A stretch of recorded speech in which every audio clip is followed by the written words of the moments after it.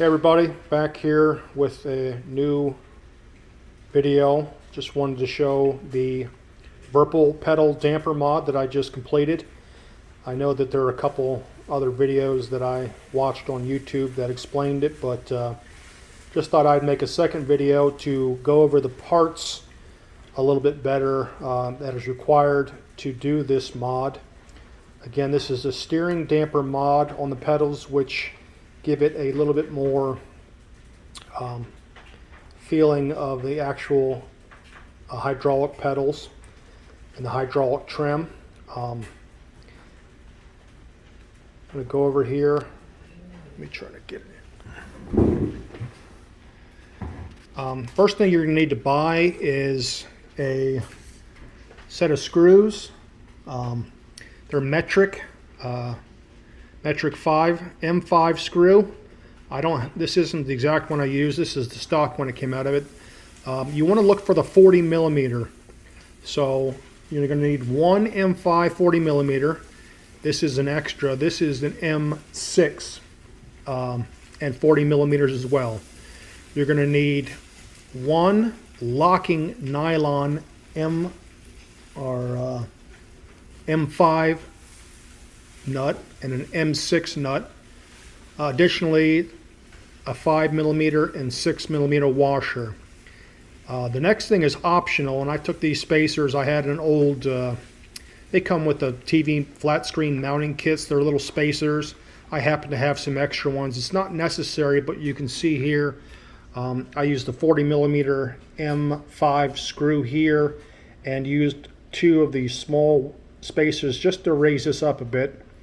And you can see that I wanted to level this out. I don't know that it's really necessary if it's going to affect too much having it lower or higher. I just thought it looked better and kept it off this bracket. So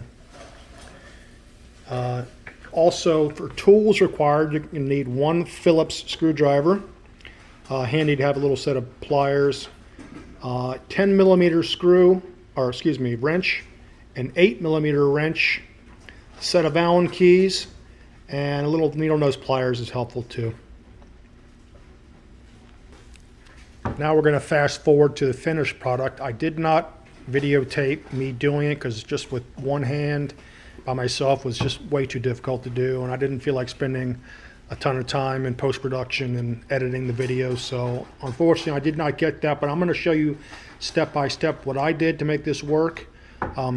Firstly, let me turn this around. You'll notice on these Virpil pedals here, these top and bottom on the arms have a M6 screw going into a threaded spacer. Now with the steering stabilizer on this side, you have to take an Allen wrench and remove this screw right here from the spacer. It's very easy. Take it out. Once you have that screw out, the spacer will pull right out. Now what we've done is replaced this and put the screw down here and gone ahead and put the spacer back on and threaded that screw there through there. What that leaves us with is the extra M6 screw. So I take the M6 screw, and this is very important. You're going to want to stack a washer down like so and thread it through the rounded bearing that's pressed inside this mount for the steering stabilizer. That comes up through the bottom, as you can see, and that spacer is just to help so it doesn't dig into the rounded bearing, so to speak. That goes through there, and then we're going to have to go ahead and put that through, and we put another flat washer on top of that. This is all compressed by a nylon M6 screw. So you need to go ahead and have something to hold the bottom of this bolt here, and then you cinch that down, making it nice and tight. Now you don't need to crank it, but the nylon will stop this from backing itself out through use. You can see you don't need Loctite or anything to keep that there. Again, you don't need to over tighten that. Just a good quarter turn pass there, and that seats on there. As you can see, hope it'll focus here. That's good and secure. So again, this bolt here has been tightened down into the spacer, threaded spacer, good and tight. I guess you could Loctite that if you wanted to. I don't really foresee that coming loose, but if you wanted to put some blue Loctite on there, you could as an extra measure. And again, with this a little bit loose, this M6 40mm screw gets threaded into the back here until it bottoms out. This leaves this bracket here nice and secure. I kind of jumped ahead here. This gets tightened onto this cylinder. I'll come back to that. So now we go to the front. These pedals are equipped with rubber feet to cushion.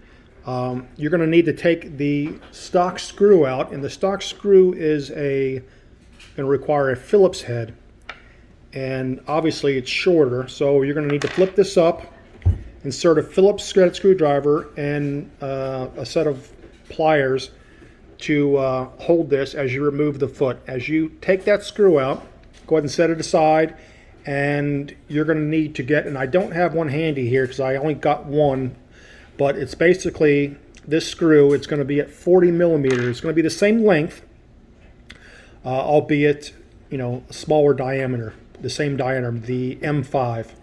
So with that put through here, the tricky part is, if you look, there is a, I don't know if you can see it, a small screw in, or nut rather, an M5 nut. Now that is not a nylon nut, and that is used to keep the spacing. So it might be a little bit hard to line that up, but when you put the new screw in, you're going to have to maybe, that's where I said that the needle nose pliers can come in handy to kind of hold that, and you're going to thread that through hand tight.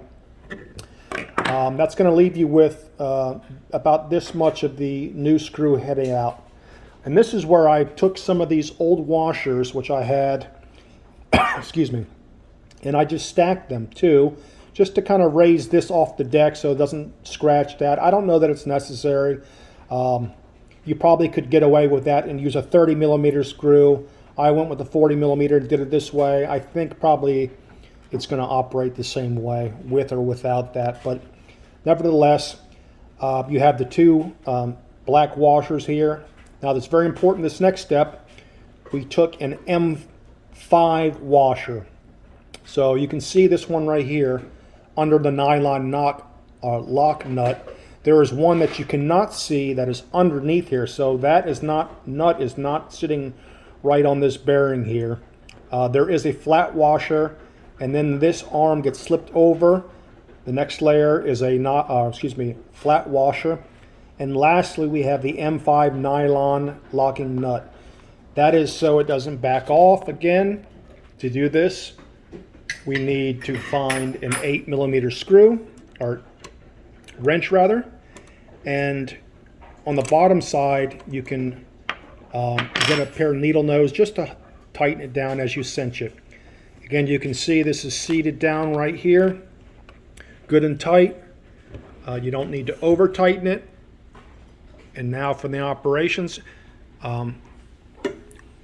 What I neglect to mention earlier is that the stock Virpil pedals come with centering springs on these cams, and so when you push the pedals and let go, they will recenter themselves. Now I've taken that out since, and they were very loose, and I got used to that. I liked it, but now when I take my feet off the pedals at whatever angle, they're going to stay. And you can see by depressing that. So we have the front and back attached. Now we need to adjust them on this hydraulic cylinder. This particular cylinder I was recommended by another video, which I will link in the description. I picked up this steering stabilizer damper off of Amazon. It was roughly $40. This goes on the steering of a motorcycle. That's what it's really used for. This will pivot, and what we need to do lastly is check out the articulation. You see it goes all the way left, all the way right, and it's not inhibited. So I found with this particular one that you basically cinch it up here, then you're just going to need to tighten this down, this Allen head screw, and then you're done. And lastly, we have a dial here. I know it's kind of hard to see with the lighting, but it's a dial where you can increase or decrease the resistance on the hydraulic cylinder to your liking to give you more resistance or less. And I will have to play with that and find something that I like. But again,